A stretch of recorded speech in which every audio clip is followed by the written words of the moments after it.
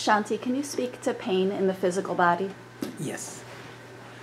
Pain is inevitable. When we are born, birth is suffering. This is what Buddha taught. The spiritual master taught the same thing. Birth is suffering, pleasure is suffering, death is suffering, old age suffering, disease is suffering. There are 4 things. They say Janma, Jara, Vyadhi and Mrityu. Janma means birth, Jara means old age, Vyadhi means diseases, and Mrityu means death. These are all suffering. Life is suffering. So really waking up that suffering is only in the physical body, but consciousness is not touched by it. That's first message, but how to appreciate it. So first thing we appreciate is inevitable part. But other thing happens is suffering. Pain with mind and imagination magnifies the suffering. So any pain is normal, but most people suffer because of mental imagination and they magnify it. Okay. Also, body is a reflection of our thoughts and emotion. Certain things are injury. So if you are injured by any means, you can do all the natural means you can. Like I had spinal problem, stenosis, and all the doctors here, I went to 3 or 4, all they wanted to fuse all the spine. I said, I don't have problem. So I found somebody in Florida who can just do fuse only L4 and L5, it's fine.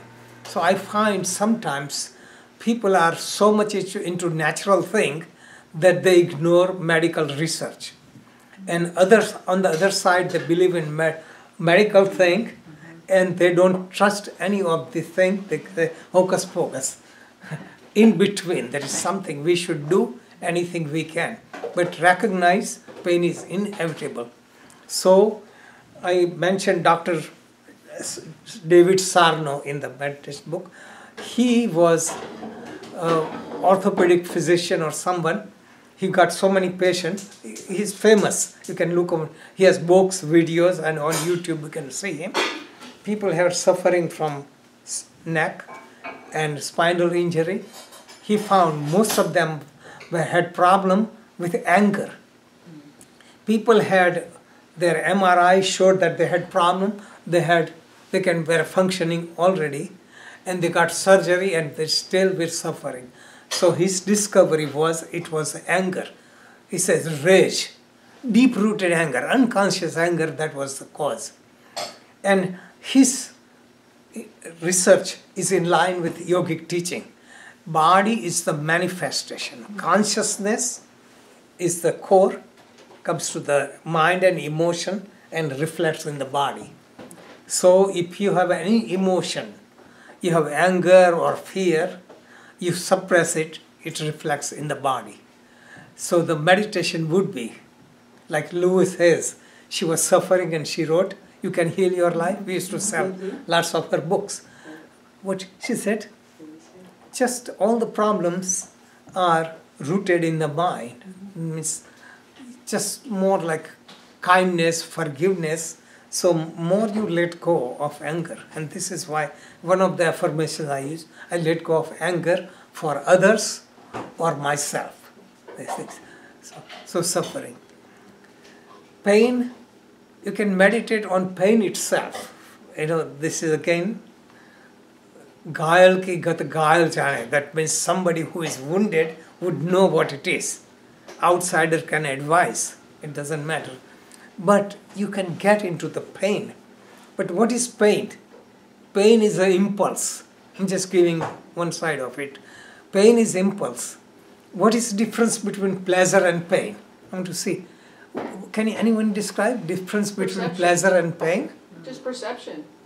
Just perception, whether that is a pleasurable experience or a painful experience. So perception. Yes. So pleasure is something, the perception or experience we call liking. We like it. And pain is something we dislike it. There is pleasure in pain and pain in pleasure. so many things we do which is painful, we call pleasure. You go on the ride and you go, I feel that is pain, but it's pleasurable. I like hot spicy things. It's actually painful. For some people, for me, it's pleasurable. So it is perception. So pleasure and pain depends upon perception. If you remain as an observer, pleasure comes and subsides. Pain comes and subsides. So real state would be rising about pleasure and pain. And it is possible. I'm just saying it, I don't have enough experience, but this is the philosophy that we have choice to rise above it.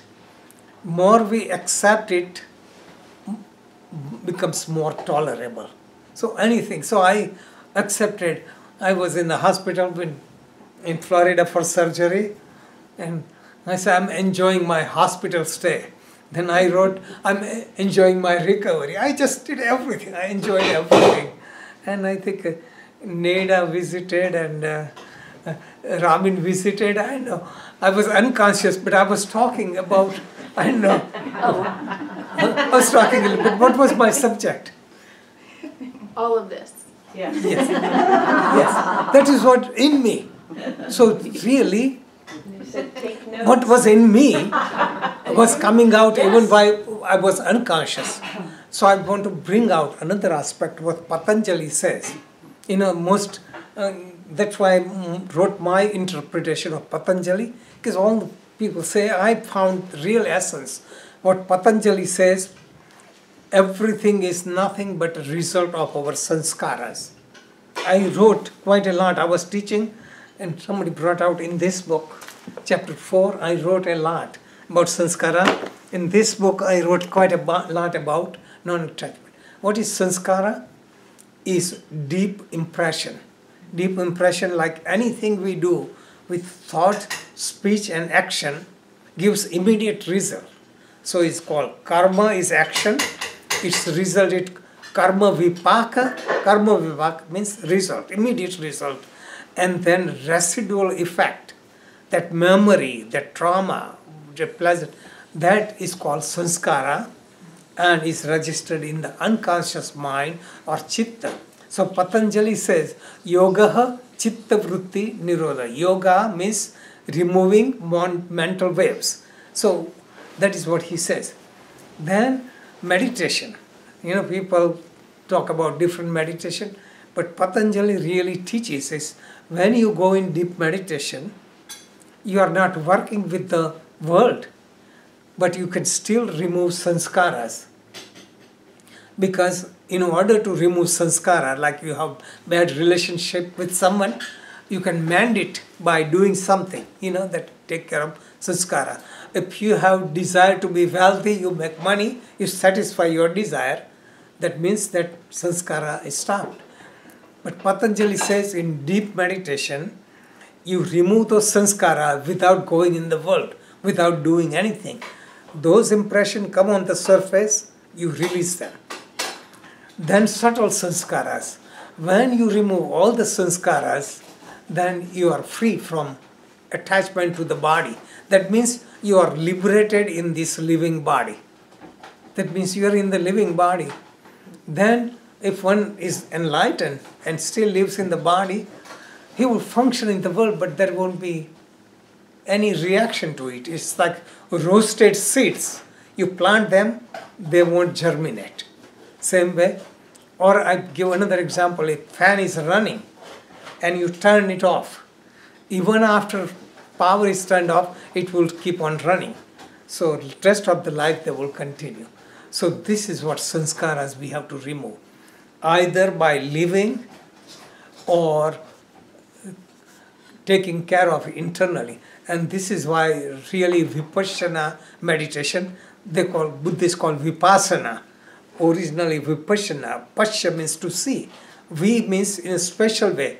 Reality as is vipassana. So they do, but Buddhists get trapped into the mechanical thing, vipassana. But basic thing, all the things ultimately, I put in the book, ultimately we are made of 5 basic elements. basic elements is not gross element, at atomic level. Earth, water, fire, air and space. Water, fire, air and space working in the space makes everything that we are. So really our ultimate constitution, 5 basic elements. So when you are connected with deep meditation, mind, consciousness, supreme consciousness, individual consciousness, intellect, mind, senses, body, all are connected, then all the sanskaras flow through the body in the form of sensation. So this is why you practice meditation, watching the breath, so mind becomes sharp, and then you observe the sensation. So when sensations are released, you are removing the sanskaras.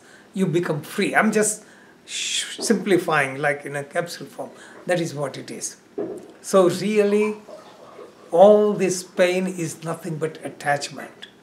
And we have so much attachment, we consider bodies to be real. But pain is nothing but movement of energy. We are attached to it, which becomes painful.